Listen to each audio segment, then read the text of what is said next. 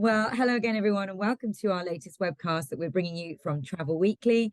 And once again, I'm joined by Steve Heapy, who is, of course, the Chief Executive of Jet2 Holidays. So, morning, Steve. How are you? Morning, Luce. Very well, thank you. Very well. And you are in a different location. We normally see you in your spare room with your Jet2 tail fin behind you, but you're in a different location, and there is a really significant reason for that. Tell us where you are and why this morning. I'm in a meeting room in a hotel at Liverpool Airport. Okay. Obviously, the reason I'm here is to make an announcement. That's why I've got my tie on. We're announcing this morning that we will be starting in summer 24 operations to 20 different destinations from Liverpool Airport. Brilliant, brilliant. So that's the announcement that's going out this morning. This makes this your 11th base, is that right? The 11th UK base, that's correct, yeah. Okay. Yeah. And so tell us why you've gone for Liverpool and why now, Steve, because obviously you've got other airports in the northwest, but Liverpool's new for you. So tell us why you've gone for it now. Well, it's not a vanity-led thing. You know, we're not trying to put pins in a map. We're doing it because of customer demand. We've had lots of people who've travelled with us before that want the convenience of going to their local airport. We've had lots and lots of requests from independent travel agents in the catchment areas. I mean, at the conference that we have each year, we're getting lobbied for many airports, but Liverpool in particular, from customers that have never travelled with us before.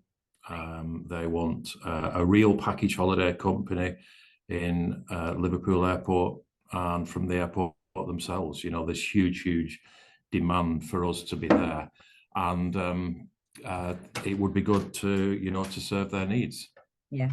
Well, so you say a real package holiday company. Of course, you've got EasyJet holidays flying from Liverpool and Ryanair. So what are you going to offer that is different then, Steve? And do you think there's enough room for you then? If you've got competitors there already? Definitely, yeah. I mean, we are the provider of flights and holidays, not just holidays. Award-winning holidays and award-winning flights. I don't know if you know this, I've ever said it before, but TripAdvisor, best airline in the UK for the last 4 years, best airline in Europe last 2 years, top 10 airlines in the world the last 3 years, in terms of which.co.uk recommended provider for flights and holidays, etc., etc. And of course, the winner of many prestigious global awards over the last few years. So we are award-winning. We were noted for the way we handle people during the pandemic, refunding people in full and on time. And the operational performance last year was, second to none. And I think people have seen that. They understand that we take care of our customers. We take pride in customer service, and they want to experience that from Liverpool Airport. So we're reacting to demand for, real package holidays, not self-package holidays, not dynamically packaged holidays from a third-party OTA, etc. Real package holidays from a real package holiday company with a very successful track record. All right, so we'll see the red team there at Liverpool John Lennon Airport, and they'll be doing what they do in other airports around the UK, I'm sure. Yeah, we will be starting our planning for recruitment today. Well, we've already started it, but the announcement's been made now, and we'll start looking at bringing the red team in here and providing people with a fantastic experience. I think it'll be great for the airport and for the wider catchment area. Okay, so you mentioning there about recruiting people. I mean, you've actually said that this announcement will actually bring 200 jobs. So presumably that's at the airport, but I mean, obviously you're also adding in 4 aircraft in there to do the flying. So where will the jobs be?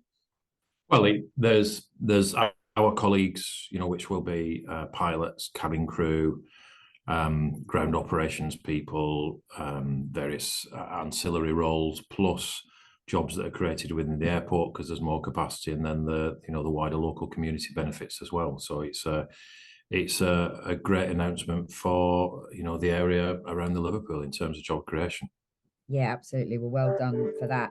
So tell us, let's get down to the nitty gritty then. As I mentioned, 4 aircraft. So give us an idea of the destinations. I mean, I guess they're just the core ones, but just remind us where you're going to be flying to from next summer. Yeah, it's pretty much I mean, there's nothing new in terms of destinations here. It's the ones that we are very successful in. We're flying to Alicante, to 4 of the Canary Islands: Fuerteventura, Gran Canaria, Lanzarote, Tenerife, the 3 Balearic Islands, Ibiza, Palma, Menorca. We're flying to Bulgaria, Burgas, Faro and Funchal. We're flying to Corfu, Heraklion, Kos, Rhodes and Zante. I'm very impressed you're doing these. Yeah, and Antalya, Bodrum and Dalaman, and Paphos in Cyprus. That comes to 20 destinations, 54 departures a week, 4 aircraft, starting on the 28th of March next year. Brilliant. Okay. And there's that on sale already, Steve? Oh, I think I might have frozen. There we go. You did. Has that gone on sale now? It's on sale now. We had to load the flights late last night, and they've pulled through the system. Holidays are available, and they're available to book right now. So it's a little bit too early for me to ask you how it's gone already, I think, but maybe we'll catch up. But a little bit early. But you're confident that the demand is there. And do you see yourself, beyond summer 24? Do you anticipate then sort of adding to this and growing it? Well, yeah, I mean, it's all a bit circular, really. I think if we provide a good service, and service isn't just about the holiday, it's the booking process and how you communicate with people before then.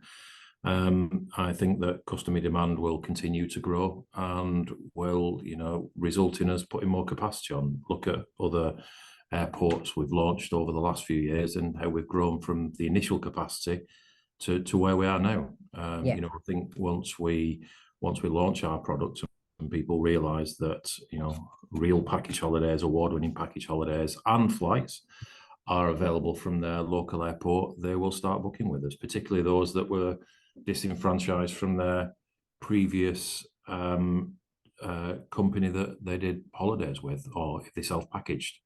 The last 3 years have been very disruptive for people, and customers, rightly so, measure their holiday company very harshly during things like the pandemic, and some companies weren't up to scratch and let the customers down. And I think we didn't. And we always say, don't we, that people have short memories and then eventually they go back to what they did before. But have you found that people have continued booking with you because of that record, or are you seeing, things changing at all? No, we're seeing very high retention rates for our previous customers, but we're also seeing a lot of brand new customers to the business that are coming from other operators, be it traditional operators or OTAs, let's say, or people that have self-packaged before. And, if you think someone self-packaged last year, then they had during the pandemic, they booked the flight, accommodation and transfer separately, 3 separate transactions, 3 separate refunds. It was a nightmare. So they just want the peace of mind of booking with one company for a deposit as well. When you self-package, you pay 100% of the flight price and a good chunk of the accommodation and car hire. So £60 deposit, secure your holiday. Yeah, absolutely. All right. Well, you mentioned capacity just then. During the pandemic, we were probably thinking, when are we going to see capacity going up? But you added a lot recently. This Liverpool announcement, I think, adds another 565,000 seats, and it definitely feels like the market feels like it's back and it can cope with this extra capacity. Would you say that, Steve? Yeah, I mean, some airlines said it would be 23, 24 before they were back to 2019 capacity levels. We were ahead of 2019 in 2022. In 2023, we've increased again, and in 2024, we'll increase again. So we're well ahead of 2019 levels now, and we're attracting lots of brand new customers to the company for both flight only and holidays. So I think people realise that you know, it is worth seeking out that quality operator that will look after them, be it flights or holidays. Yeah, but you're not the only ones adding capacity. Obviously, TUI announced putting in another 1.1 million seats for summer 2024. OTAs are doing really well. Everybody seems to be, they're just announcing results just recently. So how do you feel? Are you worried that we might end up with too much capacity, or do you think it's where it should be? The levels are about right. Well, you must remember with the OTAs, they don't actually put capacity in. They don't own aircraft. The capacity is put in by the airlines. But no, I'm not that worried. I mean, TUI put more capacity in. That's fine. Well done. We don't really worry too much about that. We concentrate on our own game, like successful football teams of the past. They play their own formation. They don't worry about whether the opposition's playing a sweeper or a false nine. They just play their own game, stick with their own successful formula, and carry on. Okay. When I said when we became number one, we're not obsessed with being number one. It's never been our aim to be number one, but we became number one because we are the best. Now we'll see what happens in the future. Other people might put more capacity in and get back to number one again, but we'll still be the best. Okay, fair enough. All right, let's talk about this year's market then, and your sort of predictions going forward, and maybe for the late season, etc. What's booking well? Are you seeing any different trends, or is it really getting back to normal? Or are you seeing different durations, or group sizes, or average selling prices? What are you seeing people are doing? Okay, a few things there. It is pretty much back to normal. The booking cycle has normalized now. Obviously, during the pandemic and the operational disruption, people started booking closer to departure because they were unsure about what was happening, so they booked later. That's got back pretty much to how it used to be. In terms of what customers are looking for, nothing major in terms of differences. I think we are back to pretty much where we are, where we were. Customers are now looking to secure their holiday for this summer and next summer. And I think hopefully the pandemic will become a more and more distant memory as we go on, as will the operational disruption from last year that affected many airlines. So, are you worried about any disruption this summer at all? Because there are still issues, aren't there, around resourcing and pilots, things for the summer. Do you think there will be some disruption again or not?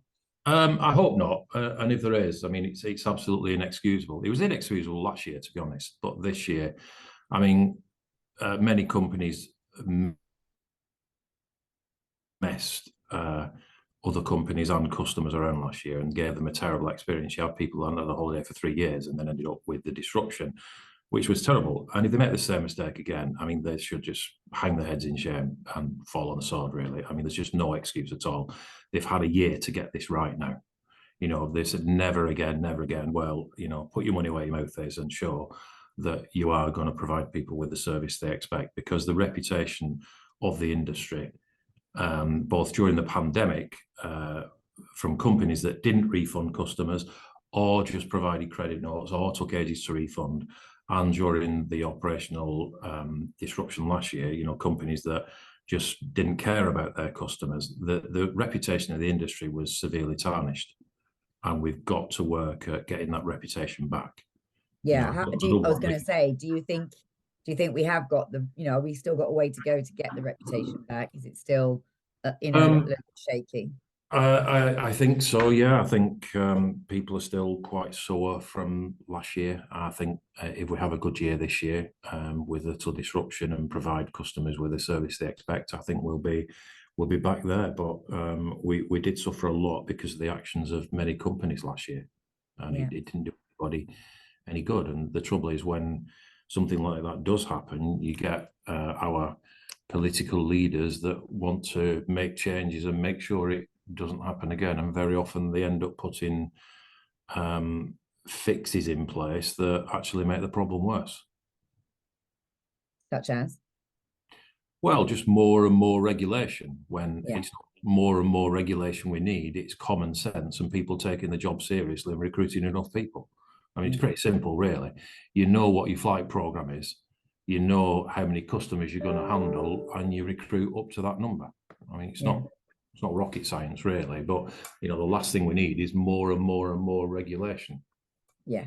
Okay, fair enough. Steve, I think probably last time we chatted, we were concerned about potential impact of the cost of living challenges and how that might impact the holiday market. Be interesting to know what you think now that we're where we are now in May, and how that has had an impact, but also looking ahead, because we've got commentators now on the economy talking about how many consumers are coming to the end of their fixed rate mortgages, might have to renegotiate mortgages, could feel another pinch. Is that something that you are, aware of, but worried about at all? Well, I think the commentators you refer to, they're a bit behind the ball, because people, there isn't an annual mortgage renegotiation date. People everyone's comes mortgage all the way through the year, and they have been renewing mortgages from February last year when the cost of living crisis started. It's been happening for the last 14 months now, and every month more and more people do that. The impact from cost of living probably hasn't been as bad as we thought. People seem to be sacrificing other things. You look at sales of lottery tickets, sales of online streaming services, they're down. Some of the hospitality sector, people in for meals out, etc., is slightly down. People seem to be sacrificing other things in order to still have the holiday. And you've got to remember, a lot of people prior to last year hadn't had a holiday for 3 years. And, I think it's shown that people see, quite rightly so, a holiday as something they have a right to do. It's not a discretionary purchase. It's an essential purchase. I think there's a lot of evidence to show that holidays are good for mental health. They're good for relaxation. People getting away together and spending time together. It's what's needed. Okay. So you're so broadly, you're feeling that it hasn't really had the impact that we perhaps feared, and you're confident that people will continue to book a holiday going forward and it won't be impacted. I think so. I mean, we're still in high inflationary times based over the last 20 years, but so far, I think people have prioritised getting a holiday, and we've been quite insulated. But the longer this goes on, the harder it will become to, justify that purchase. We need inflation to come down.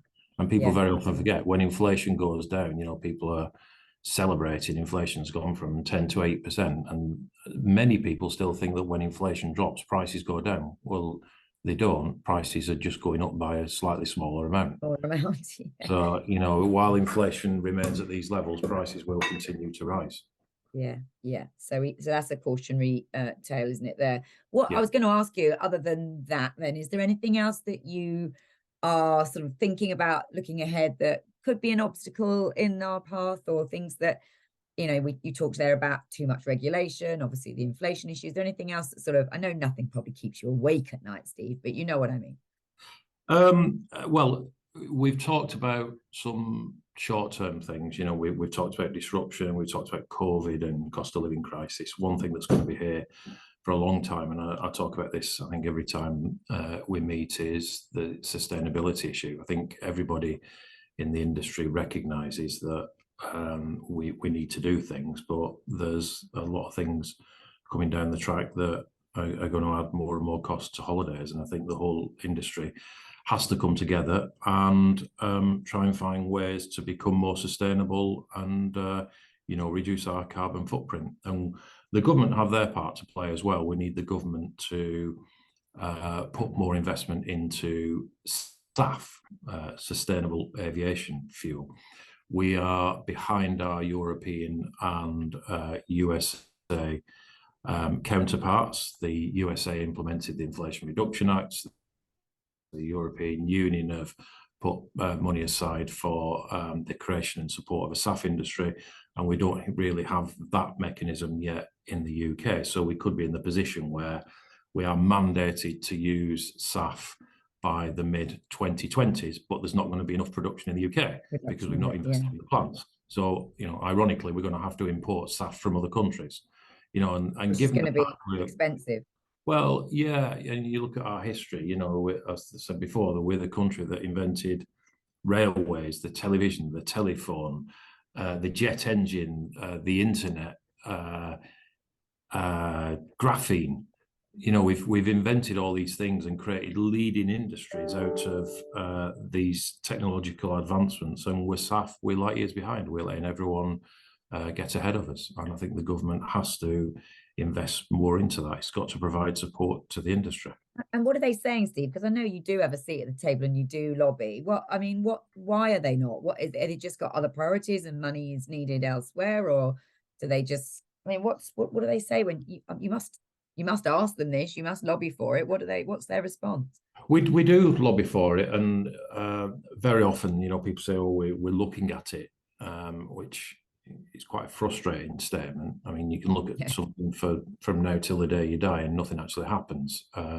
We need action. We need the infrastructure of the country to be able to support a more sustainable future, and that's going to need government investment. If you're going to invest in anything in the future, surely it's got to be sustainability. So we're, as an industry, ready to work with the government, and we are consulting with the government. And they have created various committees and forums where these things are discussed, but we have to move faster. Move from the discussion stage to the action stage. Yeah, I mean, we are commercial businesses involved in long-term decisions. Do we buy aircraft? Do we commit to SAF long term? What do we do? And we can't be moving at the pace of governments, which is naturally slower than commercial businesses. I think we've got to move at a faster pace. So that means you have to put your decisions, as you say, on hold around aircraft ordering or fuel type, etc. Well, we either put them on hold or we make assumptions on the future and go with those. And we know we need government to be moving at the same pace as us. I think there's a willingness there, but governments naturally move slower than commercial businesses, and we need them to, try and speed up a bit. Okay. Different subject, but still sort of talking about the government. I wonder if you have a view on this, Steve, because I know how passionate you are about bringing young people into the industry. You do it a lot. You've employed an awful lot of people. You work very closely yourselves with Leeds Beckett University, I know. What was your view when it was announced the government were defunding travel and tourism courses? I mean, would that hit your business? Or do you think it's for the industry as a whole? What do you think the impact would be on the industry as a whole? Well, I think for any government to defund education is nonsensical and quite dangerous and damaging, really. If you're going to invest in anything for the long-term future of the country, surely it should be education. And I don't get it. I don't know where the priorities lie.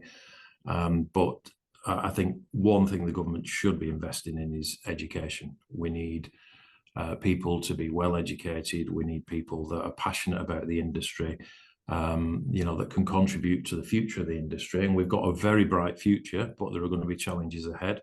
And to defund, an area which is essential for this industry is nonsensical to me.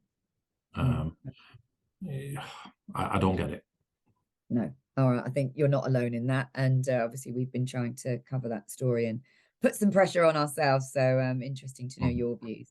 Well, you've asked the question, I guess, to people. Have you had anything from the government? Why have they defunded it? Because I've not really seen an answer as to why. No, well, we haven't, but I don't probably quite have the ear of the government that you have. Can you go and ask for me when you're next in? I will, absolutely, yeah. All right, that would be great. All right, let's just talk about travel agents. I always like to talk about them before we finish having a chat, Steve. You mentioned there that the whole Liverpool decision was partly driven by demand from agents, particularly at your conference, wanting another base up in Liverpool there. So independent travel agents.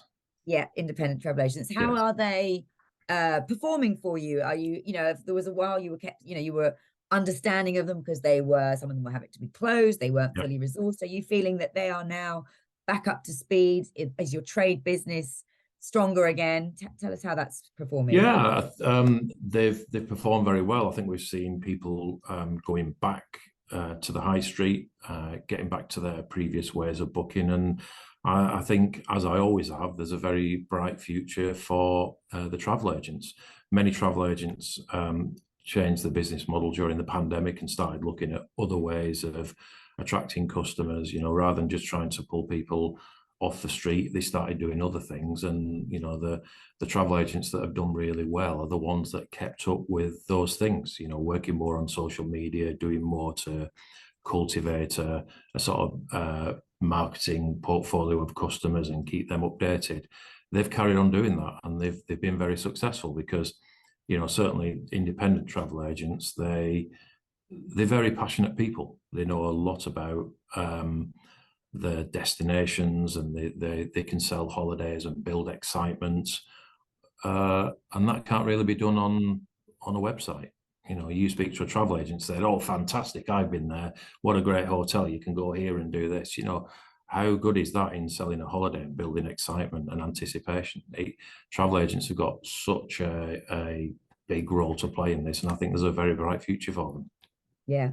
And of course, this comes in a week that TUI announced more shops on the high street. They're opening another 20 plus shops. And I think people always wonder is, you know, would Jet2 Holidays ever have its own retail network? I think I asked you this periodically, and you always say that's not where your ambitions lie. No, we've got very good relationships with our independent travel agents. We have no plans to have our own travel agents, because if we did, they would be competing directly against independent travel agents, as TUI travel agents do. They compete directly against independent travel agents across the road, and it creates a bit of an issue. We're very happy to work with our independent travel agents, and you know, we will not be opening our own travel agents. We want to be in a very strong partnership, as we are at the moment, with independent travel agents, and continue cultivating that. We'll do what we're good at, which is running an airline and a tour operator, and they'll do what they're good at, which is running a travel agent. And the two businesses can meet in the middle and have a very strong relationship, which we have at the moment. So I think that can only be strengthened going forward. And the independent travel agents of this area around Liverpool Airport have now got a real package holiday company they can use, and I'm sure we'll be working very strongly with those. Yeah, absolutely. And while I've got you, and we're now much more forward looking, and we're not in the pandemic and dealing with all the difficult things, where do you think Jet2 Holidays can go to? I mean, you've obviously got absolute dominance. You're doing really well in package holidays, beach, that's fantastic. You're strong in cities. You've got your luxury division with indulgent escapes. You know, can you extend product wise to any other areas? I mean, would Jet2 Holidays ever go into partnership and do cruise holidays, or would you I mean, I always periodically ask you if you're going to fly long haul, but where do where is the next sort of development? Yeah, well, as you know, my sort of stock answer for this is never say I don't want your stock answer, Steve. Well, don't give it to me again. We're always innovating. I mean, there will be, I'm sure, things that happen over the next few months and years. You weren't expecting this announcement till you heard it this morning. It's always a bit silly to let people know what you're thinking about, because you sort of give the game away then and lose your competitive edge. But I think we have been a very innovative company. We broke out of the mold of 7, 10, 11, 14 night holidays 14 years ago when Jet2 Holidays started. You know, we started doing flexible durations, and we pioneered that, and that served us very well. We started and are still the only company doing our resort flight check-in service, which was very innovative. And there will be other innovative things we're doing as well. But But you're not going to tell me. Well, it would be a bit silly, really, to let our secrets out at the moment. But every company always has lots of things on the boil, and you might look at 10 things and look at 3 in more detail, and then look at 2 in lots and lots of detail, and pick one of them or none of them. So we're always working on things, and we'll see where we get to. But We have a desire to remain a very innovative company and responding to the needs of our customers. Obviously, that's the most important. Yeah, of course. All right. Very often companies dictate to their customers how things are going to be. You will book over the web and not via the call center. You will do this. Well, we're the opposite. We listen to our customers, see what they want, and we provide it to them. Okay. All right. So you'll be following trends and customer demand, and then I guess we'll see. Well, the customer, yeah, the customer has always been king or queen and will always remain to be so. Why would you not listen to your customers and give them what they want? Anything else is both stupid and arrogant. Yeah, fair enough. Steve, I just want to ask you one more thing, because I know it's something that's close to your heart. Again, the last time we spoke, it was around the time of the earthquake in Turkey. And you were very keen to continue supporting that destination. I imagine you've probably been there in that interim period. I know you're traveling all the time to the destinations that you serve. So any update for us? I mean, have people continued booking to Turkey? Is it looking like having a strong year, given where it was at the beginning, some time ago? But is it looking better and on the up for that destination? Yeah, Turkey's doing a lot better. Obviously, after the earthquake, we saw two things: cancellations increasing significantly, and bookings reducing. Cancellations quickly recovered; those got back to normal levels, and bookings are pretty much where they were. So I think Turkey's back to where it was now, and it's a great value destination. The Turkish government has worked very hard to try and get people back there, as have we, and I think it's going to be okay this year. I think it's in for a good year. It's a great destination, and I think I said at the time, the best way people can show support for Turkey is to book a holiday there, because the economy needs the customers. And obviously, we announced a few weeks ago that we were going to have our conference somewhere else for 2023 this year, and we decided to move it to Turkey for this year to show support for the destination and really try and push what it's got to offer to our independent travel agent partners. Yeah, and of course ABTA conference is there as well, so a lot of and you're on the board there. So all right, well listen, that's great news to hear about Turkey. It's great news to hear about your Liverpool base this morning. I know you've got to go off and make the actual announcement, and because I know you love wearing a suit, Steve, so you better go and do your bit. We wish you all the best with it. How fantastic. It's lovely to see the growth, the extra jobs, the positivity, the support for agents. So thank you very much for your time this morning. Thank you. And we will be getting in touch. Alan Cross's team will be getting in touch, obviously, with our independent travel agent partners in this area to update them as to what's happening, and he'll start getting around there with his team and speaking to people, and we look forward to working with them. And thank you once again to our independent travel agent partners for their support over the last few months. We've got a great partnership, and it is a partnership, a win-win partnership, and we look forward to working with them for a lot longer. Steve, that's well said. All right, well, best of luck, and I'll see you soon. Thanks, Lucy. Cheers. Bye-bye.